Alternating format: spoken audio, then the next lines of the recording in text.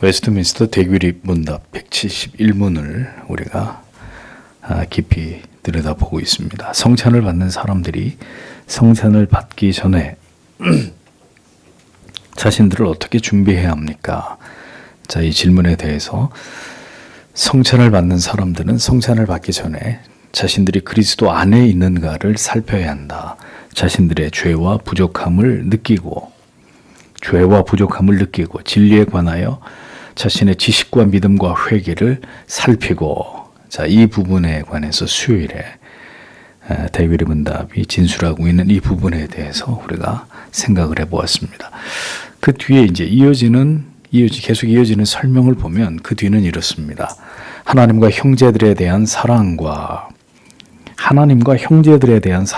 모든 사람을 긍휼히 여김과 자신들에게 잘못한 사람을 용서하는 것에 대해 진실한지 또 얼마나 그러한지를 살피고 그리스도를 향한 자신들의 열망과 그리스도께 대한 자신들의 새로운 순종에 대해 다짐함으로써 은혜를 새롭게 받으며 또한 진지한 묵상과 간절한 기도로 성찬을 준비해야 합니다. 자, 이렇게 대규립 문답 171문에서 성찬을 어떻게 준비하는지에 대해서 구체적으로 우리에게 설명을 하고 있습니다. 그러니까 성찬을 준비하면서 반드시 우리가 확인해 보아야 할 점은 이제 하나님과 그리고 지체들과의 관계에 대한 부분이다 라는 것입니다. 하나님과 형제들에 대한 사랑과 이렇게 기록함으로 이 부분에 대한 자기를 돌아봄이 성찬에 나오는 자에게 반드시 필요하다고 교리는 우리들에게 교훈을 합니다. 신명기 6장 5절에서 너는 마음을 다하고 성품을 다하고 힘을 다하여 내 하나님의 여호와를 사랑하라 이렇게 말씀하고 있죠. 성찬에 나아가면서 우리는 우리의 마음과 영혼 가운데 무엇이 가장 중요한 위치를 차지하고 있는지를 돌아볼 필요가 있습니다. 지금 나의 삶에 가장 우선순위가 무엇이고 마음을 다해서 오늘도 추구하고 있는 그 대상이 첫째는 하나님이고 둘째는 형제들 곧 지체들인지를 생각해 볼 필요가 있다는 것입니다. 하나님의 은혜를 공급받으면서 영적으로 깨어있는 삶을 살아가고 있는 그리스도인들은 언제나 하나님을 의식하는 삶을 살아가게 되어 있습니다. 그것이 이른바 코람데오의 삶이죠. 항상 하나님의 존전에 내가 서 있고 나의 모든 삶이 그분의 불꽃 같은 하나님의 그 시선 앞에 그분의 감시와 감찰을 받고 있다는 것을 늘 생각하게 되는 것입니다. 하나님을 간절히 사랑하는 마음이 날마다 더해가고 그 하나님을 사랑함이 다른 이유가 아니라 그 하나님 자체로 아기가 엄마의 그 존재 자체를 사랑하면서 그 존재에 전적으로 의존하듯이 하나님만으로 온전히 사랑하게 되는 그 사랑이 나에게 있는지를 우리는 점검해 볼 필요가 있다는 것입니다. 하나님께서 무엇인가 나에게 좋은 것을 주시고 나에게 좋은 일들이 일어나게 하심으로 내가 행복해져서 하나님을 사랑하고 경외하는 게 아니라 하나님의 그 아름다우신 성품과 우리를 향하신 그 사랑과 인자하심으로 인해서 그 하나님의 성품을 경험하게 되는 것으로 인해서 하나님을 지극히 사랑하고 경외하게 되는 그 마음이 거듭난 성도에게는 계속해서 증대되어야 한다는 거죠. 우리가 예수를 믿고 계속 하나님을 신앙하는 가운데 그 하나님의 실체, 실존, 그 하나님이 어떤 분이시고 그래서 그 하나님을 사랑할 수밖에 없는 그 부분이 우리의 영혼의 그 부피가 점점 커져야 된다는 것입니다. 그런데 그런 하나님을 향한 그 깊어가는 사랑의 마음은 그냥 어느 날 하늘에서 뚝 떨어지는 게 아니라는 거죠. 진리의 말씀을 통해서 큰 감화와 감동을, 깨달음을 얻고 그 진리를 듣고 보고 묵상하는 시간들 속에서 하나님 자신을 우리에게 깊이 각인하심으로 우리는 하나님의 존재하심에 대한 경외와 사랑과 기쁨의 마음이 선명하게 우리 안에 자리 잡게 되는 것입니다. 그것이 날마다 더 커져가게 되는 거죠. 신자는 그것을 경험하고 그것을 확인하는 것을 굉장히 중요한 가치로 여겨야 된다는 거죠.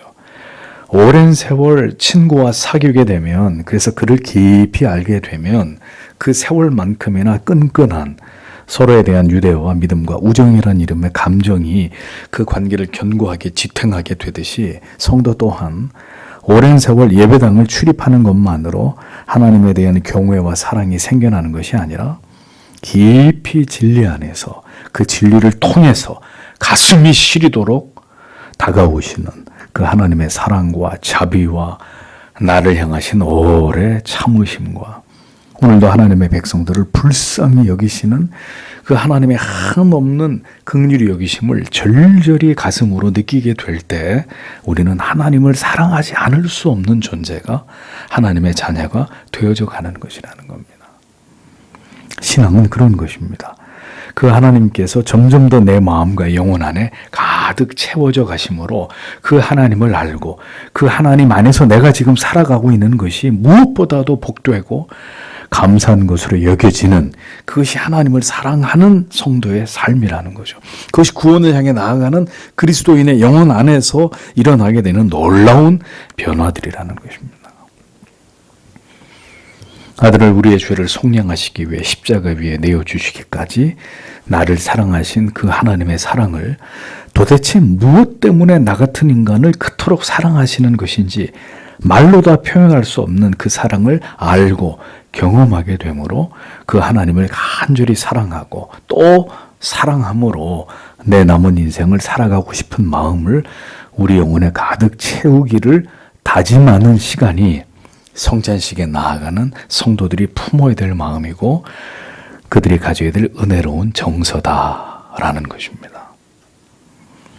그 사랑이 식어버렸고 아무런 느낌이 들지 않는다면 하나님과 우리 사이에 무엇인가 중요한 문제가 생겼다는 것을 성도는 인식해야 되는 것입니다. 부부가 한 집에 살지만 사랑이 식어지고 서로에 대한 신뢰마저 무너져 버리면 그냥 한 공간 안에 존재하는 것 그 이상의 어떤 의미도 없는 사이가 되고 맙니다. 함께 있어 서로가 의지가 되고 행복한 그 좋은 관계가 아니라 그 다음부터는 버거운 관계가 되는 거죠. 전혀 말이 통하지 않고 그래서 말을 하고 싶지도 않은 마음에 세워진 높은 벽을 서로에게서 느끼게 된다면 이미 그 관계는 법적으로는 부부의 관계라 할지라도 그 관계를 증명할 어떤 것도 남아있지 않는 사이가 될 뿐인 것입니다. 하나님이 나를 사랑하신다는 것, 그 아들을 주셨다는 것, 그것을 지식으로만 알 뿐 그 사랑이 지금 내 안에서 어떤 감격과 감동과 또 다른 커다란 기쁨과 감사로도 내 마음에 그것이 채워져 있지 않다면 우리는 지금 단지 형식적인 종교 생활을 하고 있는 사람일 뿐이다. 형식적인 부부와 같은 쇼윈도우 부부 같은 그런 사이일 뿐인 것입니다. 하나님과 우리가. 신앙은 결코 그런 것이 아닙니다. 그렇게 내 마음이 철저하게 하나님을 향해서 식어버렸다면 이제 그 원인과 문제를 찾아야 되는 것이죠. 부부가 서로에 대해서 그렇게 차가운 사이가 되어버렸다면 헤어질 수 없어 그냥 살아가는 정도의 관계로 모든 것이 무너져 버렸다면 어떻게 해야 됩니까? 그러면 어떻게 해야 되죠? 다시 그 모든 관계를 사랑과 신뢰와 애틋한 마음을 서로 안에서 다시 회복하기 위해 노력해야 됩니다. 그 노력은 어디서부터 시작되느냐? 어디서부터 시작되느냐? 듣는 것에서부터 시작되는 것입니다.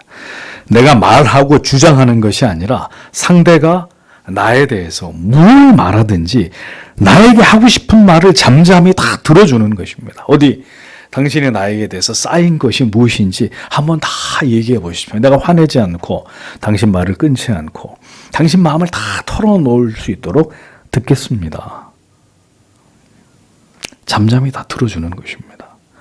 하나님과 멀어진 관계도 다시 그 복된 관계를 회복하기 위해서는 하나님께로 나아가서 뭐라고 나에게 말씀하실지를 그 말씀을 듣는 것입니다. 다시 모든 말씀을 들을 수 있는 자리로 나아가서 하나님께서 말씀을 통해서 이 죽은 자와 같은 나의 영혼에게 무엇을 말씀하시고 깨닫게 하시는지 다시 우리의 영혼의 귀를 하나님께 기울이는 자들이 되어야 합니다. 다시 하나님께로부터 듣고자 하는 마음이 중요하다는 것입니다. 우리에게서 은혜가 사라지고 우리가 시험에 들고 마귀에게 패배하기 시작할 때 신자에게 제일 먼저 일어나는 일이 뭔지 아십니까? 말씀의 자리, 은혜의 자리, 기도의 시간으로부터 뒤로 물러나는 일입니다. 그래서 목사는 어렵지 않게 알 수 있어요. 어떤 분이 지금 신앙이 뒤로 물러가고 있고 머지않아 그 신앙이 바닥이 나고 더 심각한 경우면 교회를 떠날 거라는 거를 짐작할 수 있어요. 왜? 점점 안 보이기 시작하거든요. 안 보이기 시작하는 거예요. 듣지 않으려고 하고 보지 않으려고 하고 하나님과 지체들과 목사와 단절되게 되는 일들이 일어나게 되는 것입니다.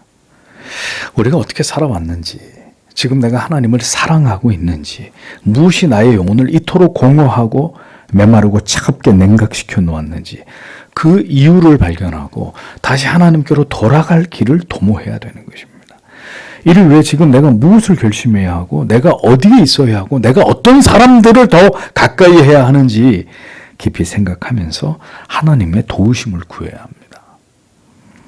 성찬에 나아가면서 우리는 이렇게 내 마음에 진심으로 하나님을 향한 숭고한 사랑의 불꽃이 여전히 내 안에서 타오르고 있는지를 확인하셔야 합니다.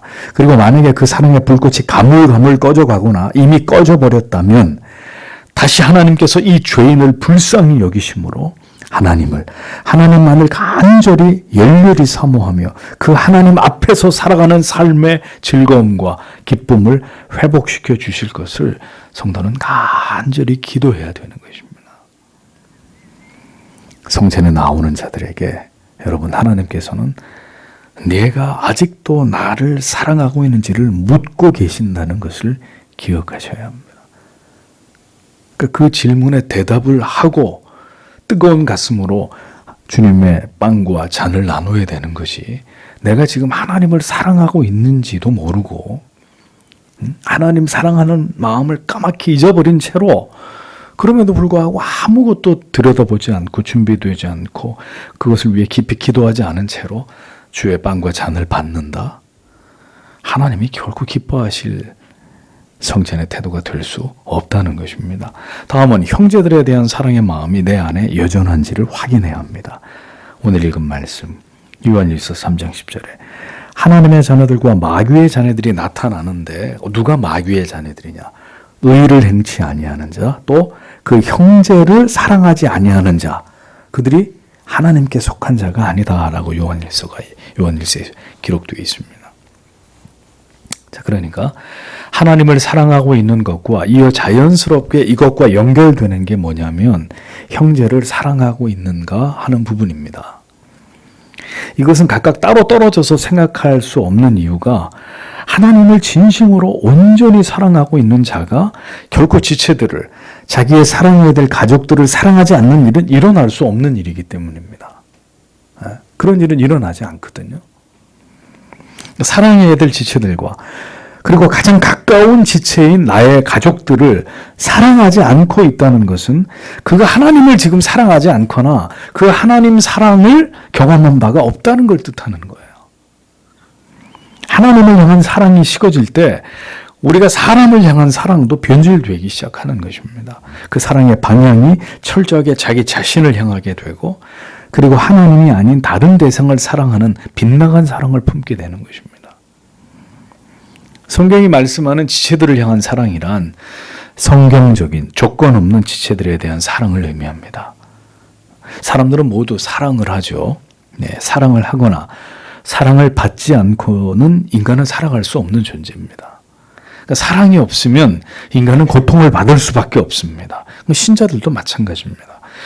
그러나 그 사랑이 성경이 말씀하는 사랑이지 않을 때 그 사랑은 자기 자신을 향한 이기적인 사랑, 혹은 편협한 사랑, 차별적인 사랑, 그 대상을 한정하는 사랑으로 왜곡되게 드러나기 마련입니다.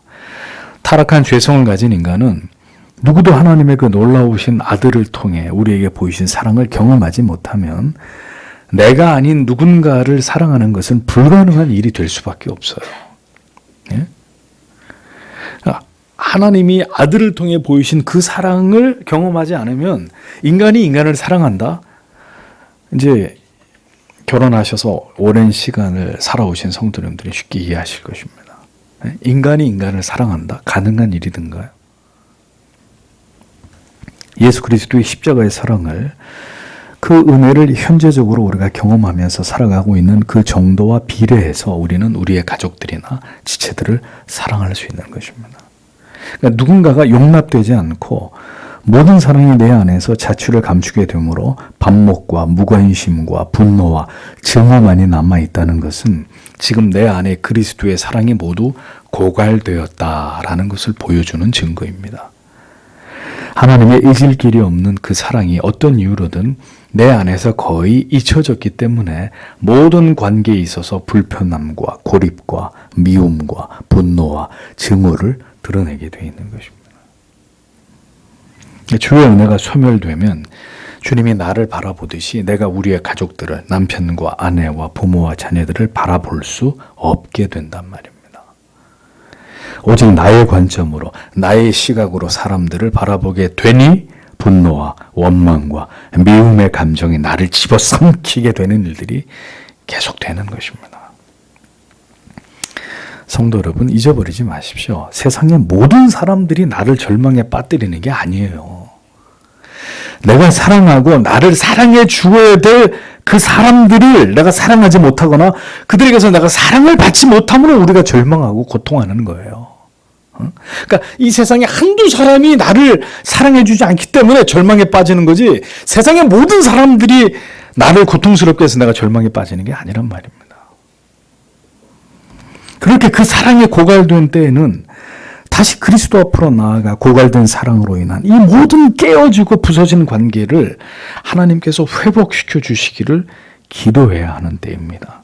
내 영혼이 메말라 있음을 통회하면서 주님이 이 영혼을 불쌍히 여겨주심으로 다시 하나님의 사랑을 부어주셔서 사랑하면서 살아갈 힘을 주시기를 기도해야 되는 것입니다. 내 힘으로가 아니라 나를 사랑하시는 그 하나님의 사랑의 능력으로 가족과 그리고 지체들을 사랑하고자 하는 마음을 먹고 사랑할 능력을 구하는 자들이 되어야 하는 것입니다. 산을 옮길 만한 지식이 있어도 사랑이 없으면 아무것도 아니잖아요. 울리는 꽹과리라 그랬잖아요. 한 교회를 섬기고 있는 지체들을 보십시오. 여러분은 교회에서 만나는 모든 지체들을 동일하게 사랑하고 계십니까? 아마 그렇지 않으실 거예요. 그 이유가 무엇 때문일까요? 여전히 우리에게 호불호의 조건들이 존재하기 때문입니다. 그리스도 안에서 모두 그리스도의 피로 구속함을 입은 하나님의 자녀이고 우리의 형제와 자녀임에도 그 사실보다 더 중요한 우리의 마음에 사람을 바라보고 판단하려고 하는 이 기준이 여전히 견고하게 우리 안에 서 있기 때문에 교회 안에서 아무에게 성도는 좋은데 저 사람은 별로야. 가서 얘기도 하고 싶지 않아. 인사도 하고 싶지 않아. 이런 모습들이 나타난단 말이죠.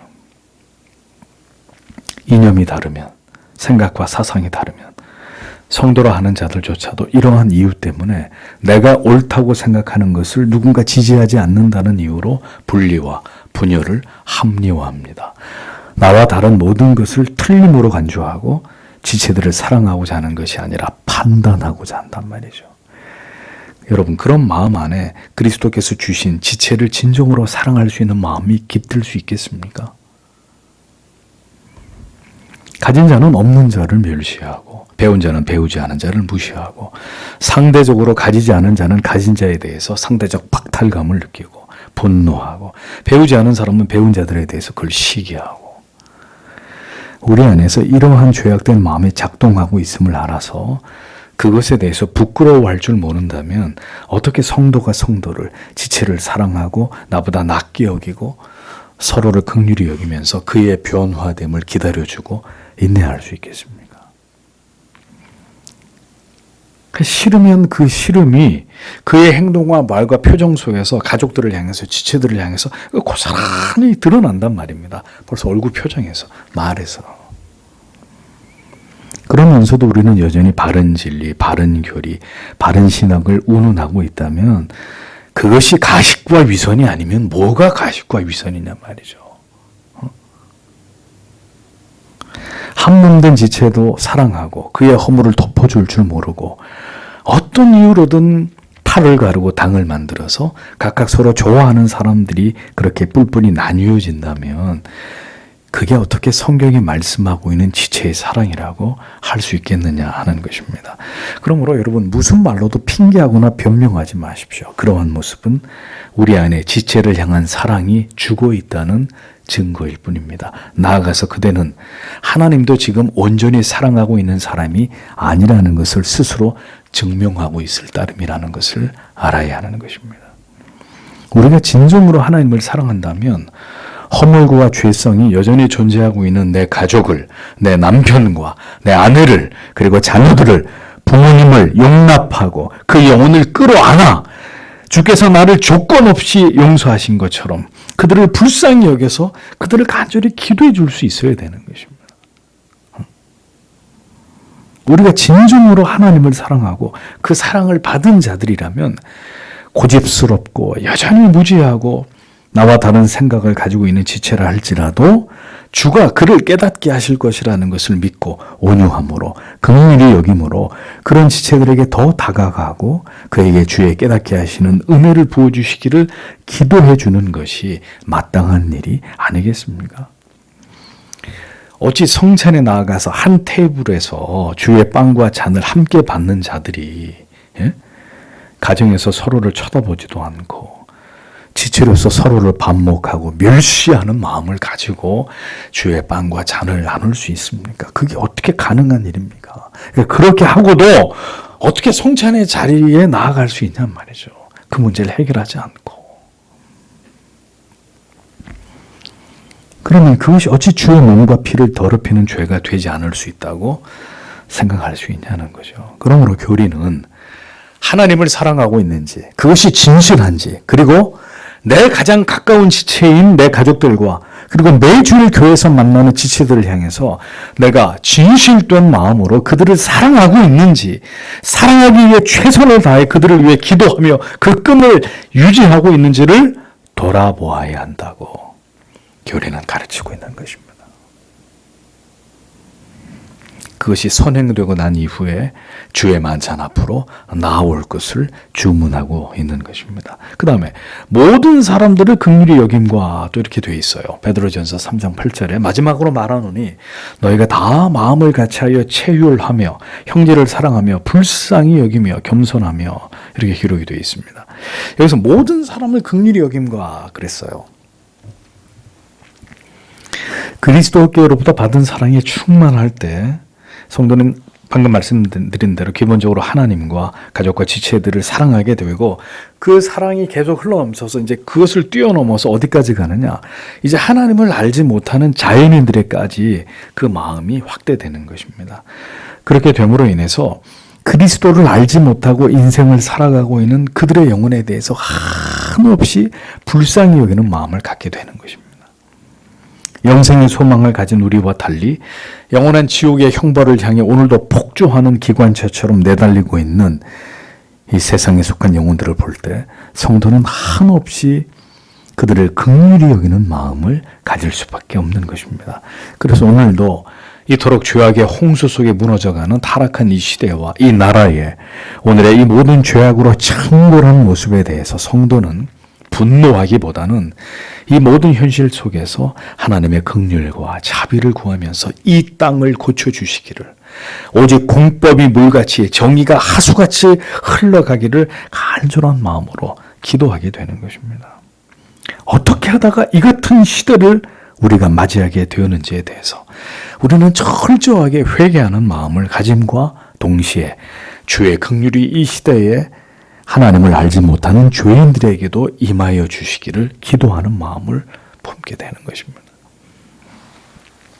주님께서도 자기 자신을 십자가에 못 박는 자들을 위해서, 십자가 위에서 그들을 위해서 중보하시잖아요. 저들이 하는 죄를 알지 못함이니이다. 우리 또한 그들의 무지로 인해서 저지르는 그 모든 죄악에 대해서 주의 긍휼과 자비를 구하면서 부디 하나님의 지엄하신 심판이 임하기 전에 그들 가운데 택함을 입은 자들이 속히 회개하고 돌아오기를 기도해야 된다는 것입니다.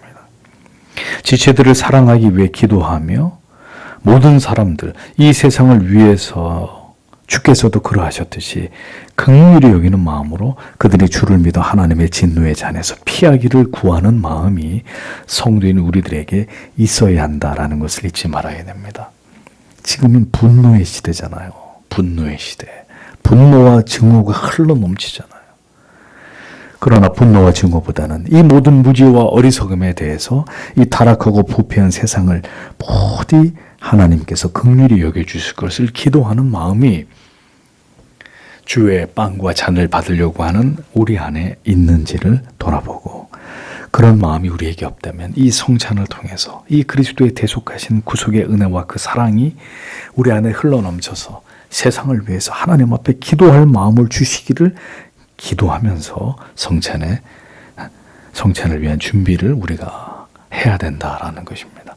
그 다음에 자신들에게 잘못한 사람을 용서하는 것에 대해 진실한지, 또 얼마나 그러한지를 살피고, 위에서 지시에 대한 사랑을 얘기했는데 여기서는 또 구체적으로 나한테 잘못한 사람을 내가 용서하려고 하는 것에 있어서 얼마나 진실했고 얼마나 내가 그것에 대해서 간절했는지를 살펴야 된다고 교리가 얘기합니다.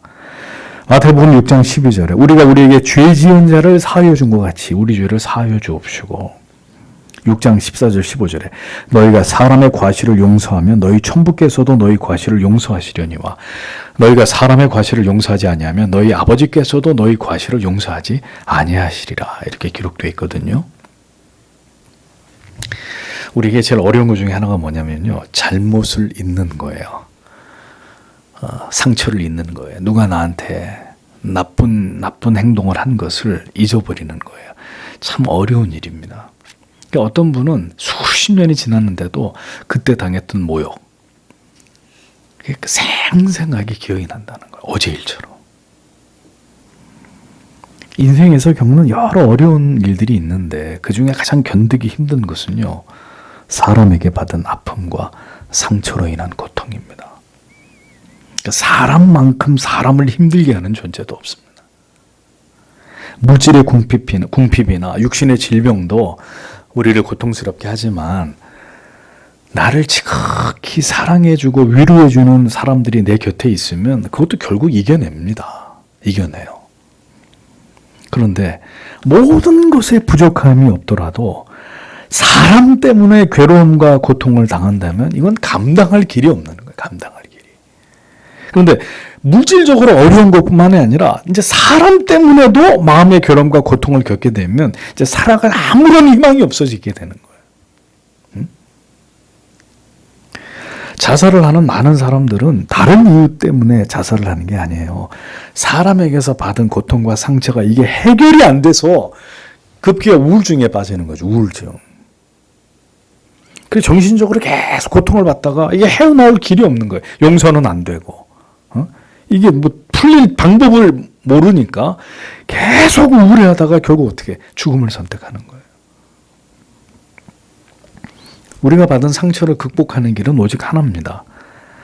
내 자신 또한 죄인 중에 괴수였고, 근데 그러한 나의 죄를 위해서 하나님의 아들께서 자기를 버려 십자가에서 나를 구원하셨다는 이 진리가 깊이 우리 영혼에 깊이 각인되는 것 외에는 우리가 사람에게서 받은 아픔과 상처로부터 벗어날 길이 없어요. 벗어날 길이 없다고요.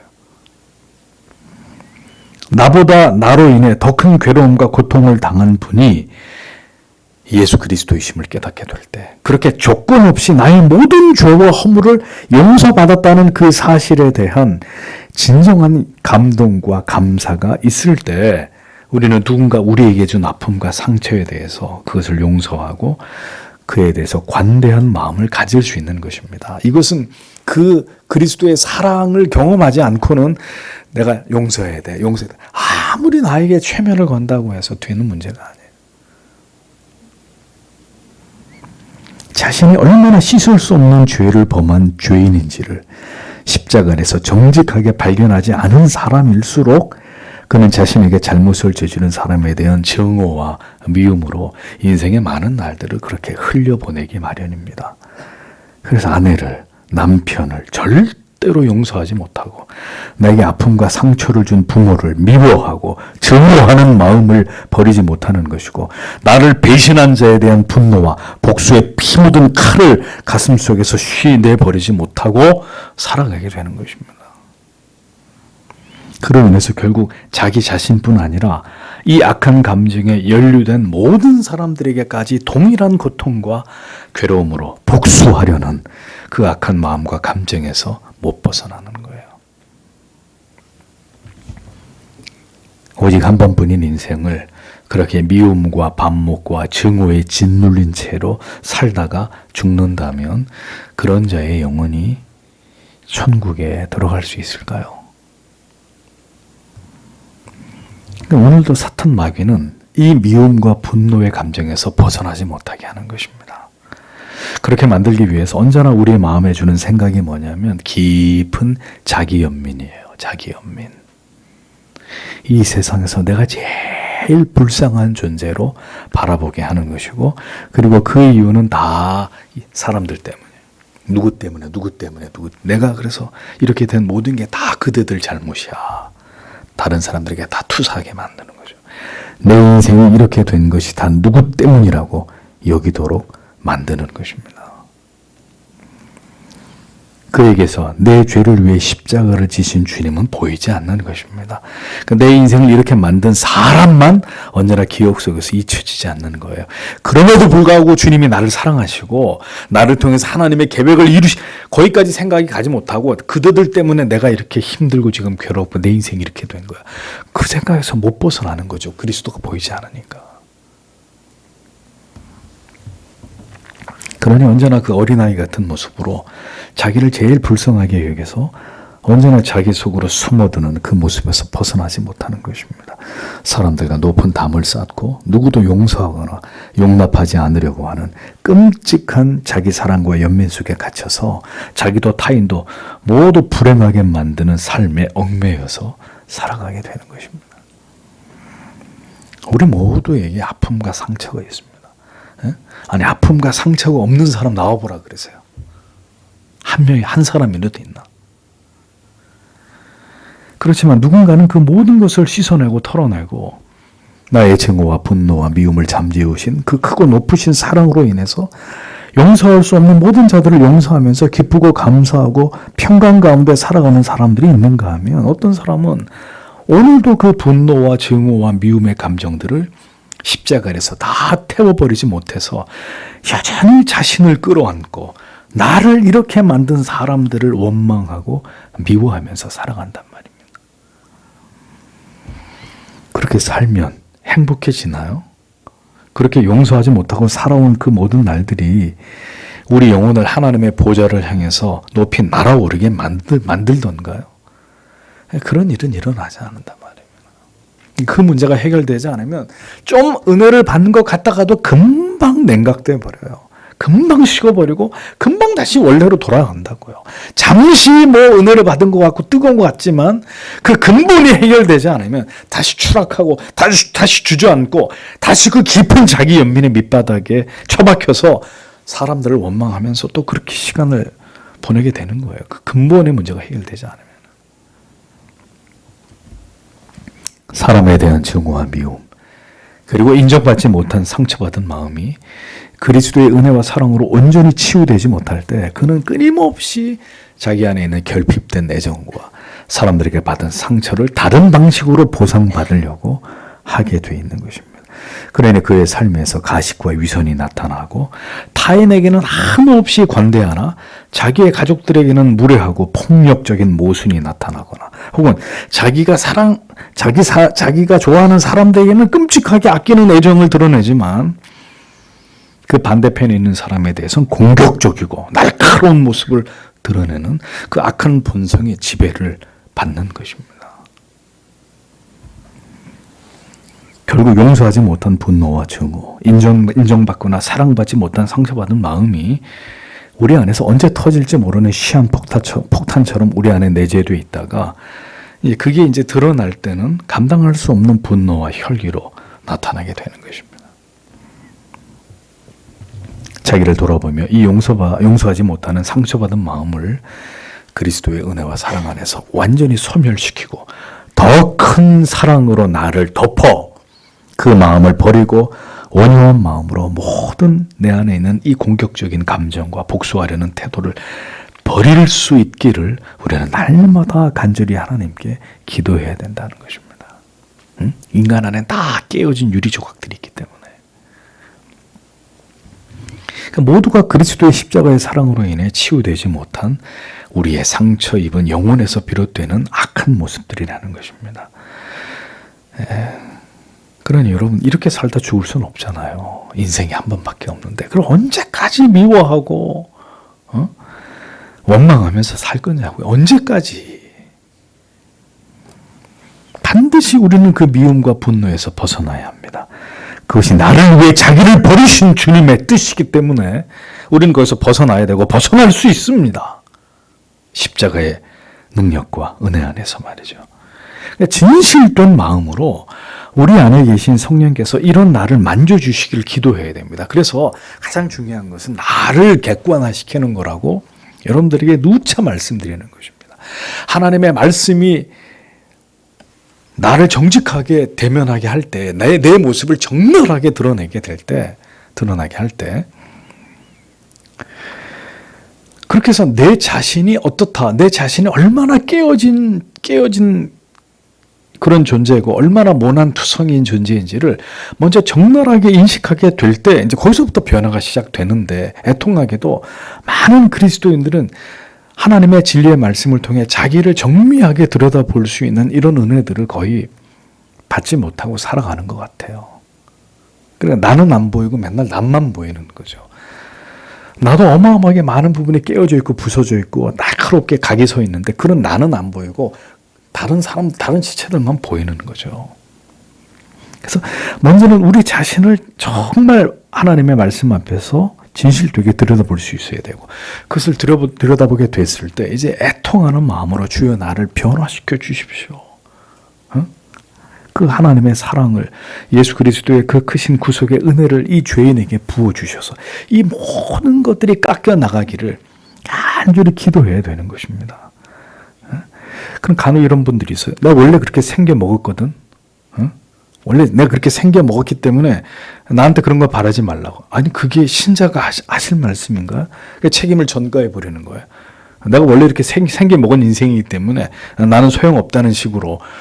그러면 예수 그리스도가 당신을 위해서 뭐하러 십자가를 지시고 그 대가를 치르셨냐? 그러면 당신은 예수의 십자가의 그 우리를 위해 대속하신 보혈의 능력을 부정하는 거죠. 난 원래 이렇게 생겨 먹었어. 이렇게 얘기하신다면 하나님께 그런 나의 모습을 가지고 나아가 용서하지 못하도록 굳어져 버린 이 마음을 더 크신 사랑을 경험하게 하심으로 모두 하나님께서 녹여주시고 태워주시기를, 그가 진정한 그리스도의 사람이라면 하나님 앞에 간구해야 되는 것입니다. 그리고 그 같은 노력 속에서 또다시 주의 은혜를 간절히 구하는 마음으로 우리는 성찬의 자리로 나아가야 하는 것이죠. 나는 할 수 없으되 내 안에 역사하시는 주님의 그 은혜로 용서할 수 있도록, 그래서 나의 삶이 온유와 평강으로 사랑과 기쁨으로 회복될 수 있기를 우리는 기도해야 하는 것입니다. 우리는 그렇게 다시 일어서고자 하는 마음을 품어야 합니다. 그러나 그것은 나의 의지와 결심을 통해서만이 아니라 내 안에서 다시 열렬히 그리스도를 갈망하고 그리스도의 모든 복되신 가르치심에 순종하고자 하는 마음으로 말미암아 그렇게 되기를 소망해야 됩니다. 그래서 교리는 또 이어서 그리스도를 향한 자신들의 열망과 그리스도에 대한 자신들의 새로운 순종에 대해 다짐함으로써 라고 우리가 무엇이 준비되고 점검되어야 될지를 설명을 합니다. 히브리서 12장 2절에 믿음의 주여 또 온전케 하시는 이인 예수를 바라보자. 저는 그 앞에 있는 즐거움을 위하여 십자가를 참으사 부끄러움을 개의치 아니하시더니 하나님 보좌 앞에 앉으셨느니라. 이렇게 기록되어 있습니다. 성찬에 나가는 우리들이 돌아보고 점검해야 될 또 다른 부분은 우리 안에 그리스도에 대한 열망과 그리스도에 대한 새로운 마음의 순종이 우리 안에 불일듯 일어나기를 소망하고 다짐하는 것이다. 이렇게 교리가 설명을 합니다. 예수 그리스도를 바라볼 때 우리는 이 땅을 지나가는 동안 우리가 무엇에 집중해야 할지를 다시 생각하게 됩니다. 주님께서 십자가를 지신 이후에 완성될 위대한 하나님의 구원 계획을, 영광을 주님은 바라보셨다는 거예요. 십자가를 지면서 그 십자가를 바라본 게 아니라 그 십자가 이후에 이 시간이 지나갔을 때 얼마나 놀라운 일들이 마침내 이루어지고 성부 하나님이 그 일을 통해 영광을 받으실지를 주님은 바라보셨다는 거예요. 그 모든 계획이 성취됨으로 택하심을 입은 모든 하나님의 백성들이 다시 아버지의 품으로 돌아오게 되는 그 위대한 그림을 바라보시면서 십자가 위에서의 모든 능력과 치욕을 개의치 않으셨다라고 기록을 하고 있습니다. 그러니까 그리스도를 바라볼 때 신자는 이 세상에서 날마다 새로운 신앙을 지켜나가는 삶의 열정을 품을 수 있게 되고 세상이 아닌 그리스도께 복종하면서 그 가르침에 도에 순종하는 마음을 새롭게 할 수 있는 것입니다. 그리스도를 향해서 시선을 떼지 않을 때 나보다, 나의 인생보다, 나의 행복보다 온전히 그리스도께서 더 중요하심을 발견하게 되고 그것을 깨닫게 되는 것입니다. 우리의 마음과 영혼이 흐트러지고 우리가 추구하고 바라봐야 될 방향을 세상에서 때때로 잃어버린 채로 잘못된 목적과 목표를 위해서 살아가고자 할 때 우리는 성찬의 자리에 우리를 초대하시는 주님의 부르심을 통해서 다시 우리가 지금 어떤 대상에 대해서 열정을 품고 살아가고 있는지, 우리의 삶의 이유와 목적이 무엇인지를 다시 새롭게 생각하게 되는 것입니다. 목표를 잃어버렸구나. 그리스도를 향해서 내 시선이 다른 것으로 빼앗겨 버렸구나 깨닫게 되는 것입니다. 지금 나는 뭘 위해서 살고 있는 것이고 그것이 진정으로 하나님을 영화롭게 하는 것인지를 질문하면서 다시 그리스도를 향해서 모든 삶의 목적과 이유를 세워서 다시 세상으로 향하려고 하는 마음의 가지들을 잘라내고 온전히 그리스도의 뜻에 순종하며 살아갈 힘을 얻기를 사모해야 된다는 것입니다. 성찬을 통해서. 우리가 살아가는 이유가 바울이 고백하는 것처럼 십자가만을 자랑하고 예수 그리스도를 아는 가장 고상한 지식을 추구하기 위함인지를 성찬을 준비하며 우리는 우리 자신에게 질문해 봐야 되는 것입니다. 그리스도를 바라보고 달려가고 있는 삶인지 아니면 목표를 잃은 채로 다른 것이 삶의 목적이 되어서 나의 욕망과 야망을 따라가고 있는 삶인지를 우리 자신을 그렇게 돌아볼 수 있는 은혜를 구하고 다시 우리의 마음과 영혼의 방향이 오직 예수 그리스도께로 맞춰지기를 기도해야 된다는 것입니다. 그 그리스도 안에서 가장 가치 있고 아름다운 것들을 찾아내고 발견해 나가는 자들이 성도들입니다. 그것을 체험하고 깨달아야 세상의 모든 유혹을 뿌리치고 내 자신에 대한 사랑을 부인하면서 그리스도를 바라보면서 주를 향한 주님께서 기뻐하시는 삶의 열정을 가지고 날마다 주님께 순종하는 성도의 삶을 이 땅에서 살아낼 수 있는 것입니다. 그리스도를 닮아가고자 하는 흔들림이 없는 표대를 향해서 우리의 삶이 경주해 나아갈 수 있는 것이라는 거죠. 그리스도가 보이지 않으니까 내가 보이는 거예요. 세상이 보이는 것입니다.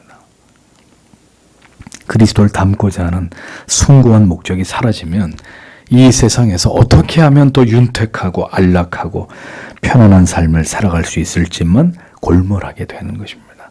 그리스도를 바라보고 주님을 닮고자 하는 숭고한 마음에 우리에게 주시는 하나님의 은혜가 임할 때 우리는 육을 위해서 살지 아니하고 영을 위해서 살아가는 삶을 향해 나아갈 수 있는 것입니다. 그러므로 성찬은 우리에게 이 같은 은혜를 베푸시는 방편이 된다는 것을 믿어야 합니다. 그리스도에 대한 열정과 주의 말씀에 순종하며 살고자 하는 새로운 마음이 신자된 우리들에게서 반드시 필요하다라는 거죠. 이 은혜의 갱신이 성찬을 통해서 우리에게 부어지는 것이라는 겁니다. 그러므로 우리의 마음과 영혼에 이러한 새로운 주님이 우리 이렇게 세우시고 또 새 마음을 주시고 새로운 용기를 주시는 이런 은혜가 성찬을 통해 우리에게 임하기를 성도는 기도해야 할 것입니다. 그래서 이어지는 마지막에 이 교리의 내용을 보면 은혜를 새롭게 받으며 또한 진지한 묵상과 간절한 기도로 성찬을 준비해야 합니다. 이렇게 마무리가 되고 있습니다. 자, 이제 마지막으로 우리가 무엇에 초점을 맞추어서 성찬을 준비해야 되느냐, 이 얘기를 합니다. 은혜를 새롭게 받아야 된다. 매일매일 우리가 음식을 먹음으로 건강과 생명을 유지하듯이 성도 여러분, 우리는 매일매일 새로운 은혜를, 그날 하루하루를 감당케 하시는 하나님의 매일의 새로운 은혜를, 지난번에 성찬을 통해 은혜를 받았습니까? 자, 시간이 흘러서 이제 또 하나님 앞에 성찬에 나아갈 때 또 우리를 위해 예비하신 새로운 은혜를, 우리의 몸과 영혼을 새롭게 하시는 그 새로운 은혜를 하나님이 우리에게 주심을 믿고 우리는 그것을 경험해야 된다는 거죠. 로마서 12장 2절에 너희는 이 세대를 본받지 말고 오직 마음을 새롭게 함으로 변화를 받아 하나님의 선하시고 기뻐하시고 온전하신 뜻이 무엇인지를 분별하도록 하라. 마음으로 새롭게 또 새롭게 또 새롭게. 시편 77편 12절 또 주의 모든 일을 묵상하며 주의 행사를 깊이 생각하리이다. 119편 15절 내가 주의 법도를 묵상하며 주의 도에 주의하며, 이렇게 되어 있죠. 다시 영혼이 리셋이 되는 성찬을 통해서 다시금 우리의 영혼이 새로워지고, 이게 짧게는 주의를 통해서 한 주간 단위로 하나님을 예배하는 것을 통해서 은혜의 갱신이 우리에게 일어나야 돼. 더 짧게는 매일매일 하나님 앞에 드리는 경건의 시간을 통해 은혜의 갱신이 일어나야 되고, 좀 긴 텀으로는 이 성찬을 통해서 다시 우리의 영혼이 새로워지고 묵은 땅을 기경하고 다시 죄를 이기고 세상을 압도하는 믿음으로 살아가고자 하는 거룩한 열망이 우리 안에 채워지게 되는 그런 계기가 되어야 한다는 것입니다. 주께서 우리와 함께 하심을 믿고 확신하게 되고 그 은혜와 감동과 인치심으로 다시 우리가 새로운 마음으로 신자의 삶을 살아가고자 하는 마음의 변화를 기대하고 소망함으로 성찬을 준비하라, 이렇게 얘기하는 것입니다. 그렇게 성찬을 준비함에 있어서 이제 이 모든 준비 위에 필요한 게 뭐냐? 진지한 묵상과 간절한 기도가 수반되어야 한다는 것입니다. 교리에서 밝힌 바대로 내 자신의 여러 점검해야 될 바에 대해서 진지하게 자신의 신앙과 영혼의 상태를 돌아보아서 나의 삶과 나의 영혼의 상태가 어떤지를 묵상하고, 나아가 성찬을 통해서 돌아보고 점검해야 될 바가 무엇인지를 깊이 생각해보고, 이제 회복을 위해서, 새로운 은혜 주심을 위해서 다시 내 영혼이 솟아게 되고 더 큰 믿음을 얻기를 간절히 뜻을 세워 이것을 위해 기도하는 것으로 성찬을 준비해야 된다. 이것이 대교리 문답이 우리에게 가르치는 신자가 어떻게 성찬을 준비해야 됩니까? 라는 질문에 대한 답변입니다. 성찬을 받는 사람들은 성찬을 받기 전에 자신들이 그리스도 안에 있는가를 살펴야 한다. 자신들의 죄와 부족함을 느끼고 진리에 관하여 자신의 지식과 믿음과 회개를 살피고, 하나님과 형제들에 대한 사랑과 모든 사람을 긍휼히 여김과 자신들에게 잘못한 사람을 용서하는 것에 대해 진실한지 또 얼마나 그러한지를 살피고, 그리스도를 향한 자신들의 열망과 그리스도께 대한 자신들의 새로운 순종에 대해 다짐함으로써 은혜를 새롭게 받으며 또한 진지한 묵상과 간절한 기도로 성찬을 준비해야 합니다. 교리가 진술하는 그 뜻이 수요일과 오늘 여러분들에게 설명드린 바로 이와 같은 내용이다 하는 것입니다. 히브리서 10장 22절에서 25절에 우리가 마음의 뿌림을 받아 양심의 악을 깨닫고 몸을 맑은 물로 씻었으니 참 마음과 온전한 믿음으로 하나님께 나아가자. 또 약속하신 이는 믿으시니 우리가 믿는 도리의 소망을 움직이지 말고 굳게 잡아 서로 돌아보아 사랑과 선행을 격려하며 모이기를 패하는 어떤 사람들의 습관과 같이 하지 말고 오직 권하여 그날이 가까움을 볼수록 더욱 그리하자라고 말씀했습니다.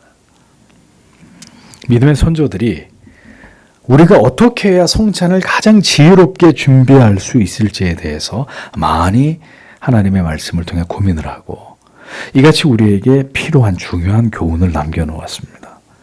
우리가 성찬을 준비하는 일이 중요하다는 건 알았지만 구체적으로 어떻게 어떤 삶의 영역들을 돌아봐야 될지 우리가 막연했다면 이 대위의 문답을 통해서 우리에게 주시는 이 지침들을 성도 여러분 잘 상고하시고 그 내용대로 준비하시고 기도하시면서 성찬을 준비하실 수 있기를 바랍니다. 성찬에 참여하기를 원하는 성도님들에게 주께서 성찬에 나갈 준비가 우리 영혼 안에서 잘 이루어지도록 은혜를 베풀어 주시고 남은 시간 동안 우리가 이와 같은 내용을 따라 우리의 신앙을 점검하면서 지극히 겸비하고 낮아진 마음 가운데 주님의 임재를 통해서 크신 은혜를 맛볼 수 있는 그런 성찬 예식이 되기를 성도 여러분 다 함께 기도하기를 원합니다. 오늘도 주신 말씀을 생각하면서 성찬에 나아갈 때 이와 같은 돌아봄이 준비가 필요한 것이로구나. 그렇다면 주님 내 영혼을 준비시켜 주십시오. 이 밤에도 간절히 기도하시고 돌아가시길 바랍니다.